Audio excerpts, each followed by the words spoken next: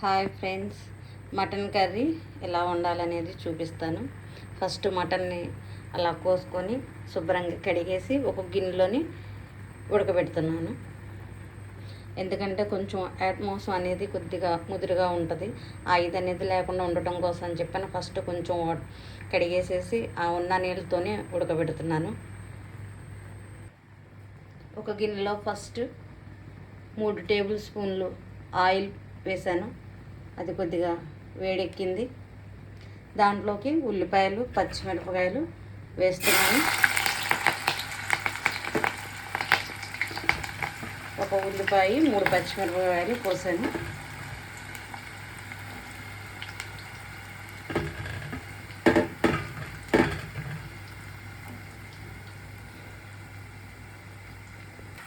దాన్ని కొంచెం నూనె వేసిన తర్వాత కొద్దిగా అటు ఇటు తిప్పుకుంటున్నాను.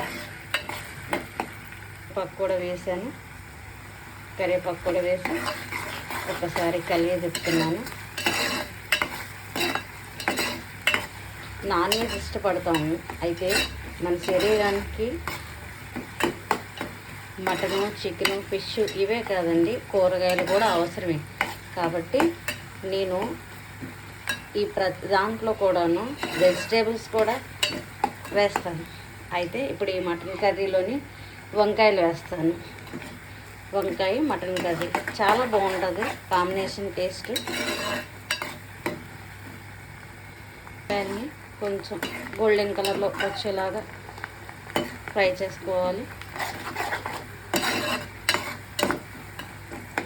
గోల్డెన్ కలర్లో వచ్చేసినాయండి ఉల్లిపాయ, పచ్చిమిరపకాయలు చక్కగా వేగిపోయినాయి. ఇందులో ఇప్పుడు నేను టమాటా వేస్తున్నాను. ఒక 2 టమాటాలు కోసుకున్నాను, కోసి పక్కన పెట్టుకున్నాను, వాటిని వేస్తున్నాను.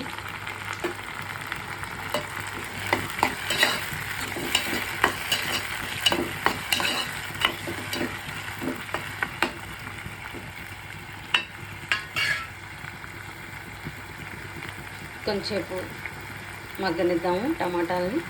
టమాటాలు కొద్దిగా దగ్గర పడుతున్నాయి, ఉడుకుతున్నాయి.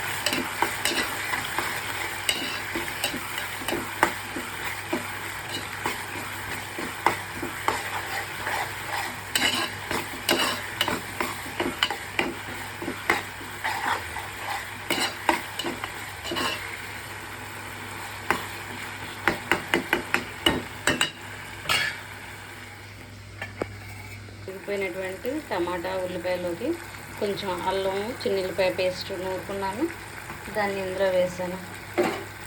చూడండి, అది మొత్తం ఇలా కలిపేస్తాను.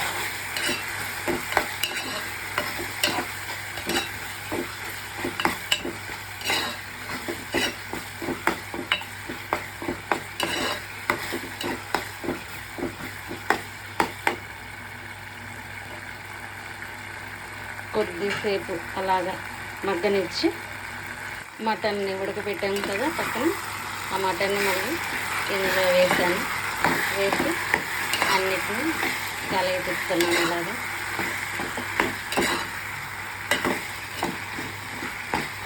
ఇప్పుడు దీనికి మనకు తగినంత సాల్ట్ వేసుకోవాలి.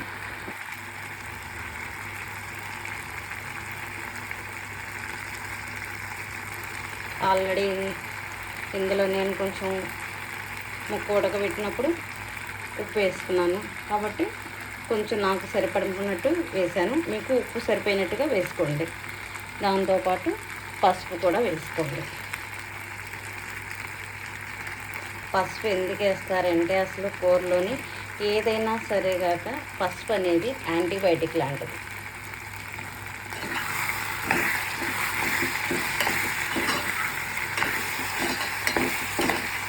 అంతేకాదు మన కర్రీ కూడాను మంచి కలర్ని ఇస్తుంది, మన శరీరానికి మంచి ఆరోగ్యాన్ని ఇస్తుంది. కొద్దిసేపు మూత పెట్టి మగ్గనిస్తాను. ఈ చక్కగా నూనె పైకి తేలుతూ ఉండగా అందులోకి నేను కోసి పెట్టుకొని శుభ్రంగా కడిగి అందులోకి వంకాయ వేస్తున్నాను.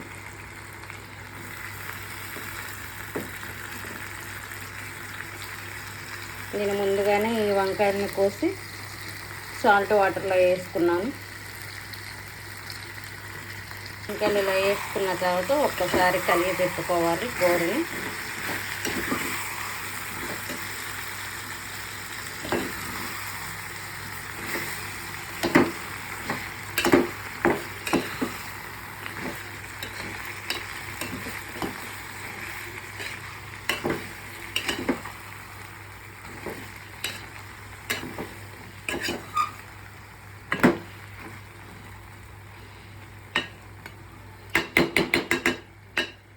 కొద్దిగా మూత పెట్టి మగ్గనిస్తాను. టేస్ట్ కోసం, స్మెల్ కోసం కొద్దిగా మటన్ మసాలాను కూడా వేసుకున్నాను. చూసారా,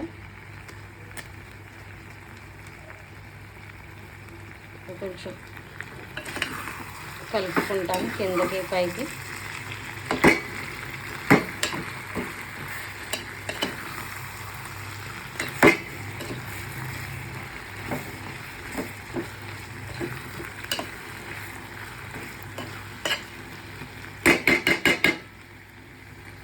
ఒక్క నిమిషం అలా ఉడకనిచ్చి దీంట్లో సరిపడినంత కారం వేసుకున్నాను. మీకు ఎంత కావాలో కారం మీ టేస్ట్ తగ్గట్టుగా వేసుకోండి. అందులోకి కారం నేనైతే 2 టేబుల్ స్పూన్లు వేసాను.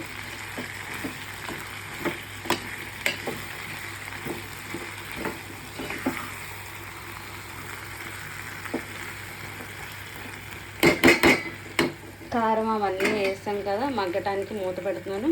అయితే స్టవ్ను కొంచెం సిమ్లో పెట్టుకుందాము. మరి హైలో ఉంటే మసాలా కారం అన్నీ వేసాం కదా, అడుగండిపోతుంది. ఇందులోకి కొత్తిమీరని ముందుగానే వాష్ చేసి అక్కడ పెట్టాను. అది గార్నిష్ చేసి కలుపుకుందాము.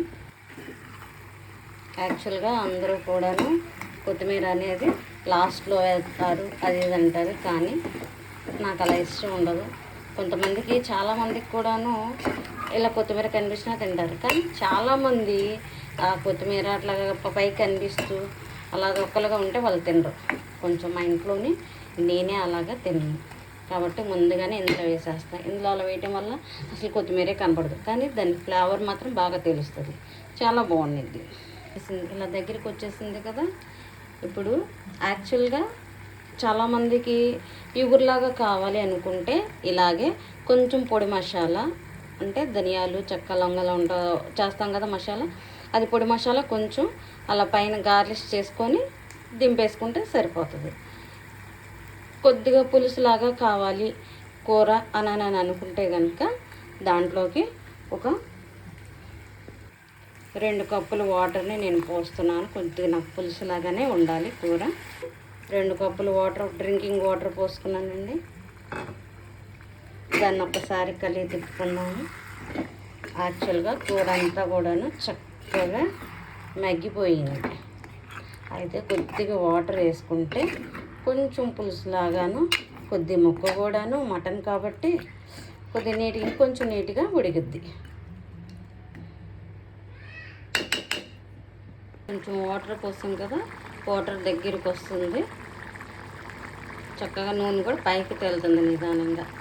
ఇప్పుడు కొద్దిగా చెప్పాను కదా ఇందాకలో, ధనియాలు, చెక్క, లవంగాయి, ఒక యాలుక అట్లాగా మిక్సీ పట్టింది. నేను ఆల్రెడీ మిక్సీ పట్టుకొని ఉంచుకున్నానండి. ఎప్పుడు కూడాను నాన్ వెజ్లోనే వేస్తూ ఉంటాను.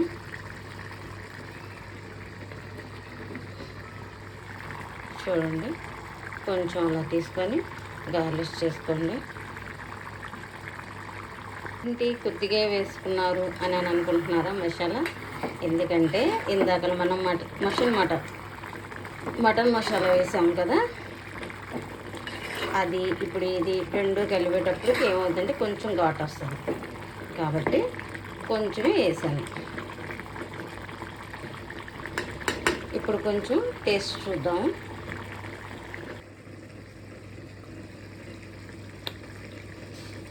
ఉప్పు నాకు కరెక్ట్గా సరిపోయింది. ఇంకొక నిమిషం అలానే ఉంచేస్తే చక్కగా దగ్గరికి వచ్చేస్తుంది.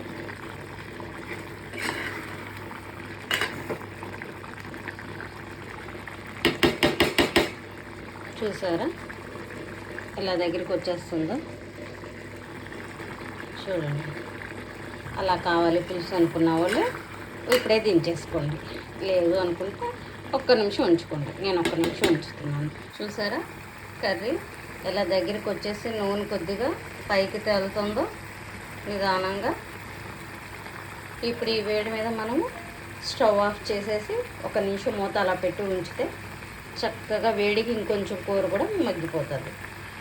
వంకాయ మటన్ కర్రీ ఎలా ఉందో టేస్ట్ చూసుకొని చెప్పండి నాకు కూడాను. మీకు నచ్చితే ఒక లైక్ చేయండి, నా ఛానల్ని సబ్స్క్రైబ్ చేసుకోండి. Thank you friends.